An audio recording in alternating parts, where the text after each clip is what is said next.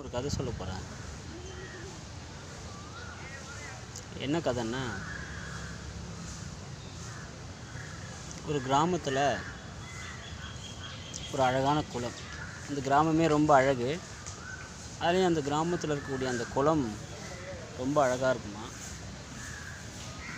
தண்ணி ரொம்ப சில்லுன்னு போய் குளித்தா ஒரு புத்துணர்ச்சி கிடைக்கும். அந்த குளத்தில் குளித்தா அந்த கிராம மக்கள் எல்லாருமே அந்த குளத்தில் குளிக்கிறது ரொம்ப விரும்புவாங்க.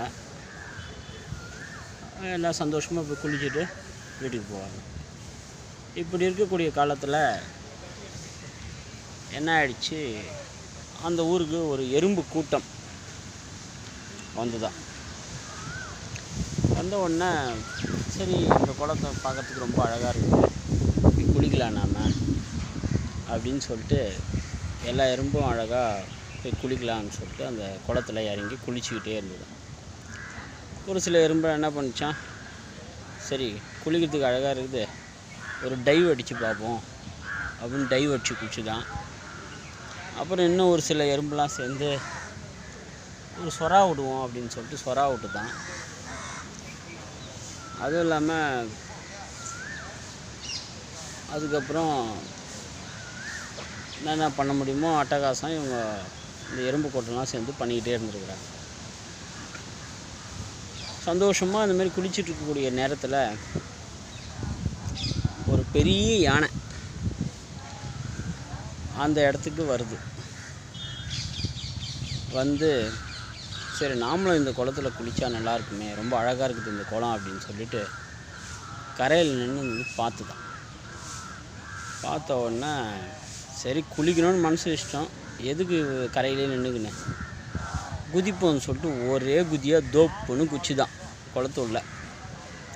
குளித்த உடனே குதிச்ச உடனே அந்த குளத்துல ஏற்கனவே குளிச்சிக்கிட்டு இருந்த அந்த எறும்புங்கள்லாம் அலறி அடிச்சிக்கின்னு போயிட்டு குளக்கரையில் போய் உட்காந்துருச்சு. குளக்கரையில் உட்காந்து சந்தோஷமாக நம்ம குளிச்சுக்கிட்டு இருந்தோம், நம்மளை இப்படி இந்த யானை கடுப்பேற்றிடுச்சே அப்படின்னு சொல்லிட்டு சரி என்ன தான் நடக்குதுன்னு பார்ப்போம் அப்படின்னு சொல்லிட்டு இந்த யானையே பார்த்துட்டு இருந்தோம்.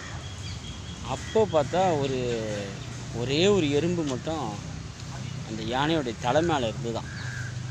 இது எல்லா எறும்பும் ஒன்றோட ஒன்று பார்த்து சொல்லிக்கிச்சான், சரி நம்ம நம்ம ஆள் ஒருத்தன் தலைமையில் உட்காந்துக்கிறான், அவன்கிட்ட சொல்லி எதனா பண்ண சொல்லுவோம் அப்படின்னு சொல்லிட்டு எல்லா எறும்பும் சேர்ந்து கோரஸாக ஒரு வார்த்தை சொல்லுவோம் அப்படின்னு சொல்லிட்டு சொல்லிச்சான். மச்சான் அவனை பிடிச்சி ஒரே அமுக்குடா அப்படின்ச்சான்.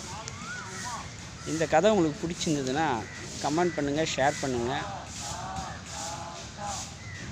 மறக்காமல் லைக் பண்ணுங்கள், கமெண்ட் பண்ணுங்கள், ஷேர் பண்ணுங்கள், சப்ஸ்கிரைப் பண்ணுங்கள். நன்றி, வணக்கம்.